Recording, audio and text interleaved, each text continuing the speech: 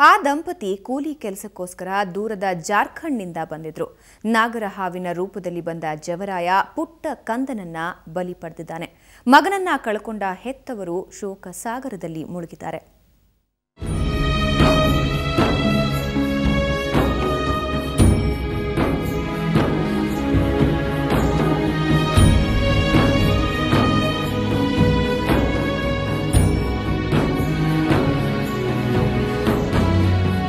ಹೀಗೆ ಶವವಾಗಿ ಮಲಗಿರೋ ಈ ಹಸುಳೆಯ ಹೆಸರು ಸುನಾಮಿ. 1 ವರ್ಷದ ಈ ಮುದ್ದು ಮುದ್ದಾದ ಬಾಲಕನನ್ನ ಹಾವೊಂದು ಕಚ್ಚಿ ಕೊಂದಿದೆ.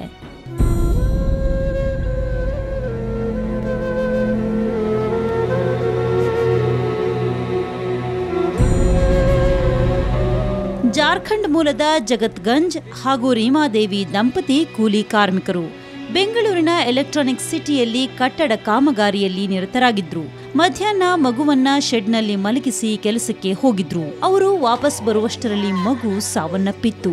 ಶೆಡ್ನ ಸಮೀಪದಲ್ಲೇ ಇದ್ದ ಬಿಲದಿಂದ ಬಂದ ನಾಗರ ಹಾವು ಮಗುವಿನ ಕಾಲನ್ನು ಕಚ್ಚಿಬಿಟ್ಟಿತ್ತು. BHL ಕಂಪನಿಯವರ ಅಪಾರ್ಟ್ಮೆಂಟ್ ಲೇಬರ್ ಶೆಡ್ ಅಲ್ಲಿ ಕೂಲಿ ಕೆಲಸ ಮಾಡ್ತಾ ಇದ್ದವರು ಅಂತ ಒಂದು ಚಿಕ್ಕ ಮಗು, 1 ವರ್ಷದ ಮಗು ಹಾವು ಕಚ್ಚಿ ತೀರೋಗಿದೆ.